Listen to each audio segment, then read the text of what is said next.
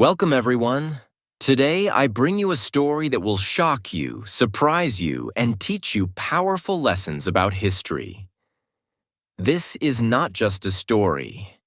This is the real life of Joseph Stalin, the man who ruled the Soviet Union with an iron fist. Many people call him a dictator because he ruled with absolute power, eliminating anyone who stood in his way. But how did a poor boy from a small town rise to become one of the most feared leaders in history? That is the story we will uncover, piece by piece. So sit back, listen carefully, and improve your English listening skills while learning about one of the most important figures of the 20th century. Let's begin. Joseph Stalin was born on December 18th, 1878, in a small town called Gori in Georgia, which was part of the Russian Empire at the time. His real name was Iosif Vissarionovich Djugashvili. The name Stalin came much later in his life. Stalin was not born into a rich or powerful family. His father, Vissarion Djugashvili, was a shoemaker, and his mother, Ekaterina Keke Geladze, was a washerwoman. They were poor, and life was difficult. His father was a violent alcoholic who often beat young Stalin and his mother. Stalin's childhood was filled with fear, pain, and struggle. This abuse shaped his personality. He learned never to show weakness and to always be strong. Despite their poverty, Stalin's mother was determined to give him a good education.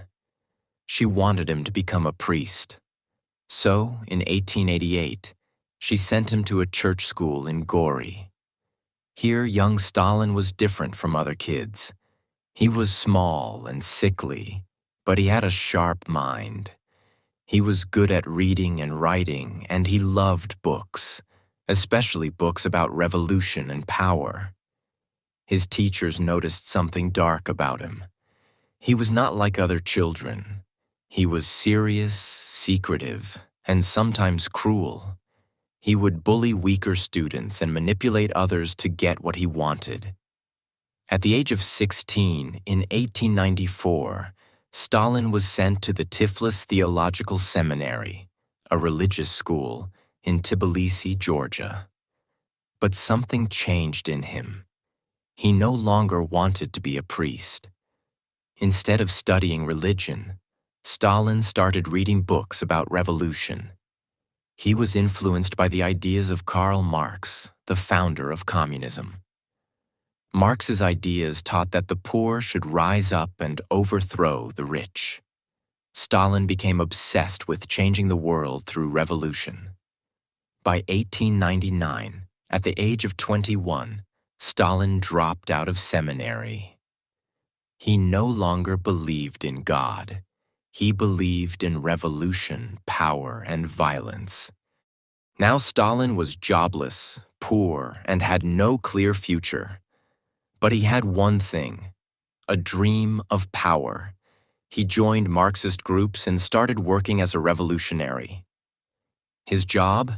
Spreading communist ideas, organizing strikes, and fighting against the government. But the Russian Empire was dangerous for revolutionaries. The police were always watching. Stalin had to be clever, secretive, and ruthless. To support the communist movement, Stalin started robbing banks. Yes, Stalin, before becoming a leader, was a criminal. In 1907, he organized a famous bank robbery in Tbilisi. His gang stole 250,000 rubles, millions in today's money. This made Stalin famous in the underground world of revolutionaries. But it also made him a wanted man. Soon the Russian police caught him. Between 1902 and 1917, Stalin was arrested 7 times and sent to Siberia, a freezing, harsh land in Russia. But every time, he escaped. Each time he returned, he became more powerful, more ruthless, and more determined. He was no longer just a revolutionary. He was becoming a leader in the communist movement. By 1917, Russia was on the edge of collapse. The country was suffering from poverty, hunger, and war. The Tsar King of Russia, Nicholas II, was losing control. People were angry. The communist leader, Vladimir Lenin, saw this as the perfect moment for revolution. He and his followers, called the Bolsheviks, were planning to overthrow the government. Stalin was already working for Lenin in the background, writing articles, organizing workers, and helping to spread revolutionary ideas. In October 1917, the Bolsheviks finally seized power in what became known as the Russian Revolution. The Tsar was removed, and Lenin became the new leader of Russia. Stalin was not yet the main leader, but he was gaining power quickly. As a reward for his loyalty, Lenin gave Stalin a high position in the Communist Party. Stalin was now in charge of important government matters, but he was still working in the shadows, watching, learning, and planning his next move. But taking over Russia wasn't easy. The Bolsheviks had enemies. A civil war broke out between Lenin's Red Army, communists, and the White Army, people loyal to the old government. During this time, Stalin showed his true nature. He was sent to different battle zones to help the Red Army fight. But Stalin didn't just give orders. He ruled with fear and brutality. In 1918, in the city of Tsaritsyn, later named Stalingrad in his honor, Stalin ordered mass killings. He executed people suspected of being enemies of communism, even if they had no proof against them. He wanted to show that he was merciless, a man who never forgave betrayal. Lenin and the other Bolsheviks noticed Stalin's ruthless methods, but they also saw that he was effective. In war, fear was a weapon, and Stalin knew how to use it. By 1921, the Bolsheviks had won the Civil War. Russia was now a communist country, known as the Soviet Union, USSR. But Lenin was getting old and sick, and the question arose, who would rule after Lenin? Stalin was already preparing his plan. In 1922, Lenin gave Stalin a new title, General Secretary of the Communist Party. Many thought this position was not very important. But Stalin knew better. As General Secretary, Stalin had control over who got jobs in the communist government. This meant he could place his loyal followers in powerful positions.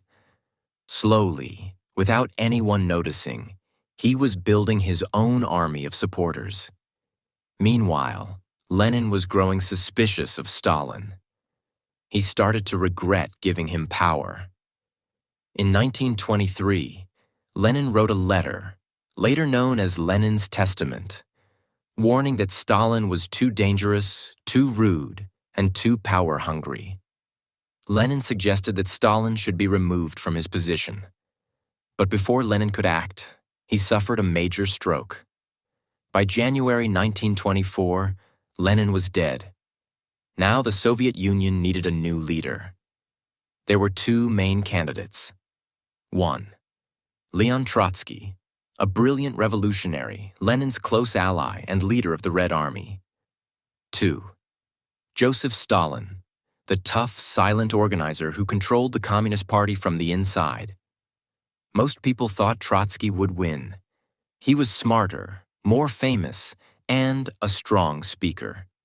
But Stalin had something more powerful: manipulation. Stalin started using dirty tricks. He lied about Lenin's last wishes. He told people that Lenin wanted Stalin as leader. He secretly spread rumors that Trotsky was too arrogant and too dangerous to lead. He forged documents and used his loyal followers to slowly push Trotsky out of power. Trotsky fought back, but it was too late. By 1927, Stalin had complete control of the Communist Party. Trotsky was expelled from the Soviet Union and later murdered in 1940 on Stalin's orders. Now Stalin was the supreme leader of the Soviet Union. But he was just getting started. After gaining power, Stalin became paranoid. He believed that everyone was plotting against him. In the 1930s, Stalin launched the Great Purge, a period where millions of people were arrested, tortured, and executed. High-ranking communists were accused of fake crimes and shot. Military generals were arrested and executed. Ordinary people were taken from their homes at night, never to be seen again. Even Stalin's own friends and allies were not safe. If he suspected anyone of disloyalty, they were killed immediately. One of the most shocking stories was about Nikolai Yezhov, a high-ranking officer who helped Stalin carry out executions. Stalin used him for years, but later turned on him. Yezhov was arrested, tortured, and executed. His existence was erased from Soviet history. The Great Purge created fear across the country. People were too scared to even speak Stalin's name. He had become a godlike figure, untouchable, all-powerful, and terrifying. But his greatest crime was yet to come. In 1932 to 1933, Stalin launched a deadly plan to make the Soviet Union's farms more efficient. He forced millions of farmers to give up their land and work for the government. This was called collectivization. But the farmers resisted. They didn't want to give up their land. Stalin's response? Brutality. He took away their food supplies. He blocked cities from receiving food shipments. Anyone who complained was executed or sent to labor camps. This led to one of the worst famines in human history, especially in Ukraine, where millions of people starved to death. Parents watched their children die of hunger. Some even resorted to cannibalism to survive. This event is now known as the Holodomor, meaning death by hunger. Despite millions dying, Stalin refused to admit fault. He simply covered it up. Joseph Stalin's personal life. Before Stalin became the feared leader of the Soviet Union, his personal life was filled with tragedy. These painful events shaped him into the ruthless man he later became. His first wife. Many years ago, in 1906, Stalin married Kato Svanitsa, a kind and loving woman. They had a son, Yakov, but their happiness did not last. In 1907, Kato fell ill with typhus and died. Stalin was devastated. People say he cried at her funeral and told his friends, "With her, all my warm feelings for humanity have died." After this tragedy, Stalin became distant from his son and focused only on politics. His second wife. Years later, in 1919, Stalin married again. His second wife was Nadezhda Alliluyeva, a young and intelligent woman. They had 2 children, Vasily and Svetlana. But their marriage was not happy. Stalin was harsh and emotionally distant, which made Nadezhda suffer from depression. In 1932, after an argument with Stalin, she shot herself. Stalin never talked about her death. He told people she had died from an illness, but many believe she took her own life because she was unhappy. His children. Stalin had a complicated relationship with his children. His eldest son, Yakov, had a distant relationship with him. But in the future, during World War II, he would be captured by the Nazis. They would offer to exchange him for a German prisoner, but Stalin would refuse, saying, "I will not trade a soldier for a general." Yakov would later die in a concentration camp. His son Vasily struggled with alcoholism, and his daughter Svetlana eventually left the Soviet Union and moved to the United States, rejecting her father's rule. The loss of his wives and the suffering of his children made Stalin even colder and more ruthless. Instead of showing emotions, he buried his feelings and focused only on power. This led to one of the most brutal and feared regimes in history. Joseph Stalin was no longer just the leader of the Soviet Union. He was the most feared man in the country. He had wiped out his enemies, sent millions to labor camps, and turned himself into a godlike figure. People worshipped him, feared him, and obeyed him without question. But now he was about to face his greatest challenge ever: World War II and Adolf Hitler. This war would test Stalin's intelligence, his brutality, and his ability to survive in a world where betrayal was everywhere. This is the story of how Stalin fought the Nazis, made Russia a superpower, and continued his reign of terror. While Stalin was busy executing his enemies and controlling the Soviet Union, another dictator was rising in Germany: Adolf Hitler. Hitler was the leader of the Nazi Party, and like Stalin, he ruled with fear, propaganda, and violence. He wanted to expand Germany's land and create an empire. But to do that, he needed to attack and conquer other countries. At first, Stalin didn't care about Hitler. He thought Hitler was just another European leader. In 1939, Stalin and Hitler signed a secret deal called the Molotov-Ribbentrop Pact. In this deal, Stalin and Hitler agreed not to attack each other. They secretly divided Europe between them. Stalin got control over parts of Poland, Finland, and the Baltic states. Stalin thought he was safe. He believed Hitler would never break their agreement. But he was wrong. On June 22, 1941, Stalin woke up to the biggest betrayal of his life. Hitler had launched a surprise attack on the Soviet Union. This was called Operation Barbarossa, and it was the largest military invasion in history. Over 3 million German soldiers invaded Russia. Thousands of tanks and planes bombed Soviet cities. Entire Russian armies were destroyed in days. Stalin was shocked. He had ignored warnings from his spies that Hitler was planning to attack. Now the Soviet Union was on the edge of collapse. For 2 weeks, Stalin disappeared. Some historians say he was so scared that he hid in his home, not knowing what to do. Others say he was planning his counterattack in secret. Finally, Stalin returned and made a speech to the Soviet people. For the first time ever, he called them brothers and sisters instead of comrades. He knew he needed them to fight for survival. But this was not an ordinary war. It was a war of blood, terror, and sacrifice. Hitler's army was advancing deep into Soviet territory. In 1942, they reached Stalingrad, the city named after Stalin himself. Hitler wanted to destroy this city to break Soviet morale. The battle that followed became one of the deadliest in history. Over 2 million people died, soldiers and civilians. The city was completely destroyed by bombs. The Soviets fought street by street, house by house, refusing to surrender.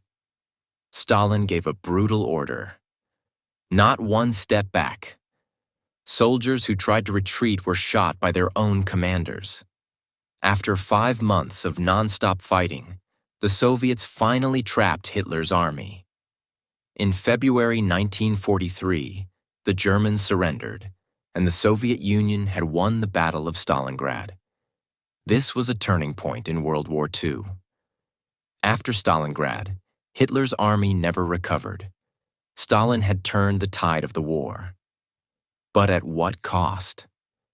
Millions of Soviet soldiers and civilians were dead. The country was in ruins. By 1944, the Soviet army had pushed the Nazis out of Russia. Now Stalin wanted revenge. His army marched into Germany, destroying everything in their path. Soviet soldiers captured Berlin, the capital of Nazi Germany. Hitler killed himself in April 1945, knowing he had lost.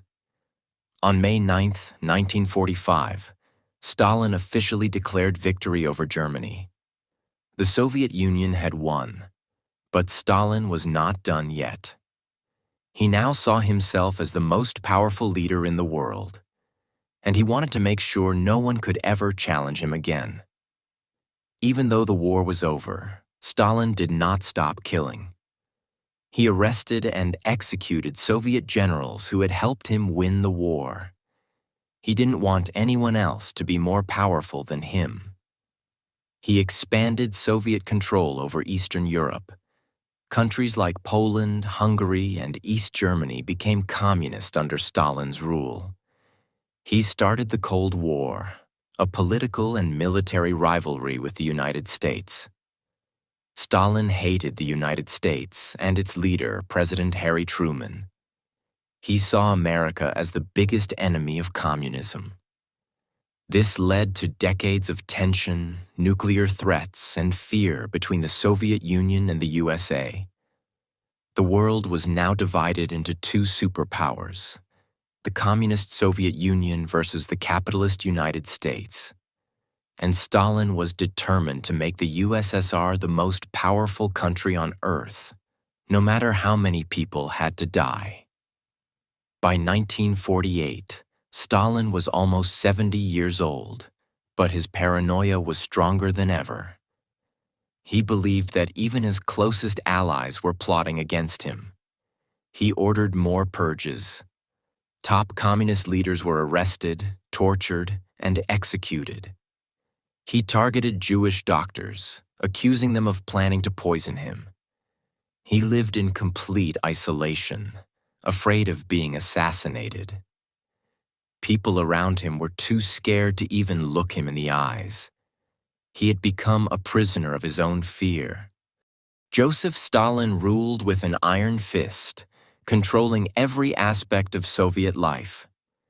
He sent millions of people to their deaths, created one of the most powerful nations in the world, and spread fear across the Soviet Union and beyond.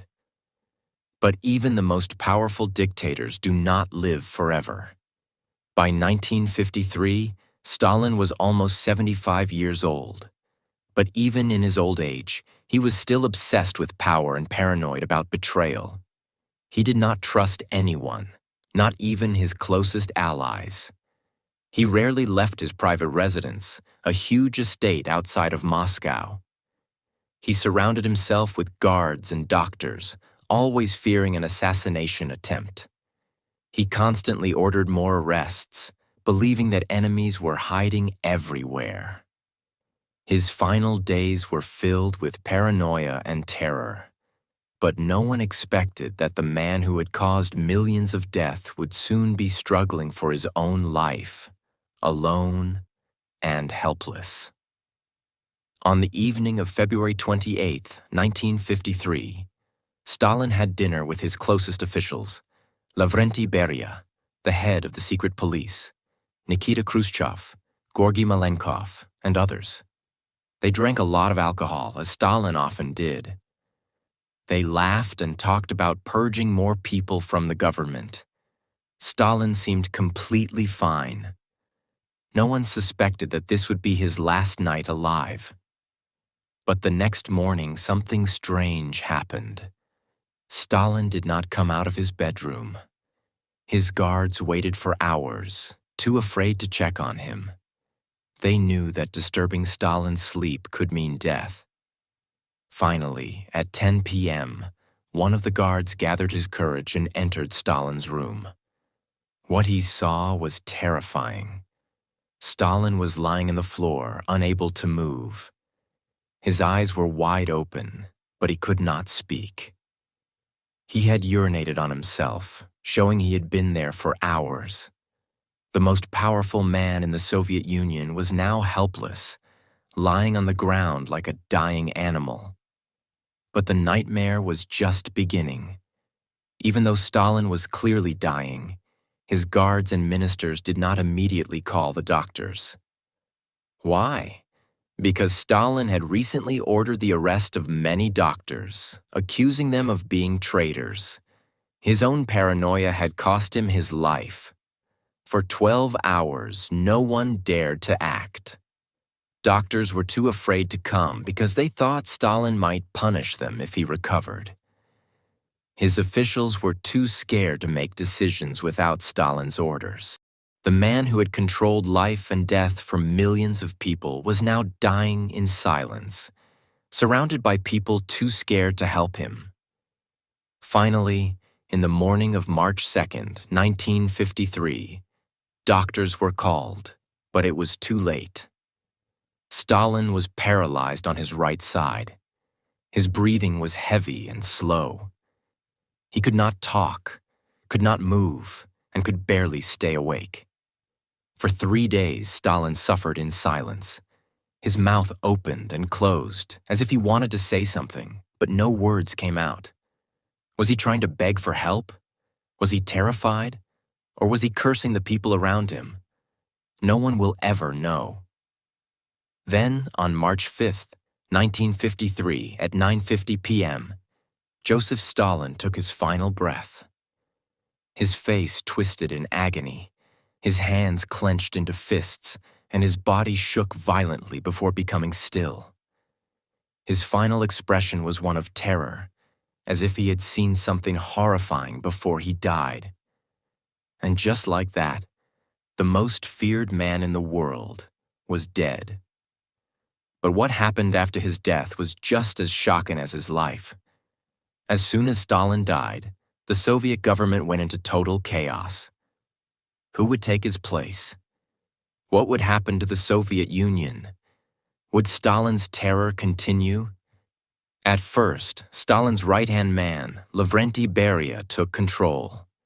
Beria was just as cruel and dangerous as Stalin, and he planned to rule just like him. But the other Soviet leaders feared Beria. They knew he would kill them all to stay in power. So just 3 months after Stalin's death, they made a shocking move. In June 1953, Beria was arrested and executed, the same way he had executed so many others before. Nikita Khrushchev slowly took power, becoming the new leader of the Soviet Union.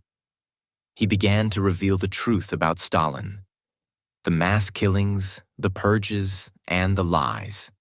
Finally, in 1956, Khrushchev gave a secret speech, exposing Stalin as a cruel dictator. Stalin's statues were taken down. His body was removed from Lenin's tomb. His name was erased from history books. The world finally learned the truth about Stalin's terror. But for the millions who had suffered, it was too late. Even today, Stalin remains one of the most controversial figures in history. Was he a hero who saved the Soviet Union from Hitler? Or was he a monster who murdered millions of innocent people? Was he a genius leader or a paranoid tyrant, dictators? There is no simple answer. Stalin turned the Soviet Union into a global superpower, but at the cost of countless lives. Some still admire him, believing he made Russia great. Others see him as one of history's worst villains, responsible for more deaths than Hitler. One thing is certain: his impact on the world will never be forgotten.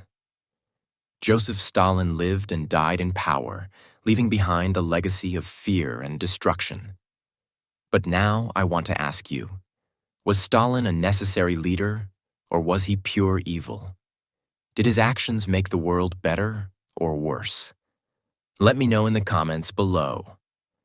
Joseph Stalin's life and leadership teach us several lessons, both positive and negative. Here are some important takeaways. Power can be dangerous. Stalin had absolute power, and he used it to control people and remove anyone who disagreed with him. Lesson: too much power without checks and balances can lead to cruelty and dictatorship. Fear can control people. Stalin ruled with fear. He made people afraid to speak against him. Lesson: leaders should earn respect, not control people through fear. Hard work and determination can change a nation. Stalin turned the Soviet Union into a world superpower. He industrialized the country and strengthened its military. Lesson: hard work and determination can bring big changes, but success should not come at the cost of human lives. Trust and loyalty matter. Stalin did not trust anyone, not even his closest friends. He removed or killed many of them. Lesson: without trust, relationships, and even governments can fall apart. Knowledge and education are powerful. Stalin was well-read and used information as a weapon. He controlled education, the media, and what people were allowed to learn. Lesson: education is powerful. It should be used to help people, not control them. Stalin's life teaches us that power must be used wisely. Leadership should be about helping people, not controlling them. History remembers both good and bad leaders, so the choices we make define how we will be remembered. And if you found this story powerful and shocking, make sure to subscribe for more incredible historical stories. Because history is full of dark secrets, and the truth is often more terrifying than fiction. Hit that subscribe button, and I'll see you in the next story.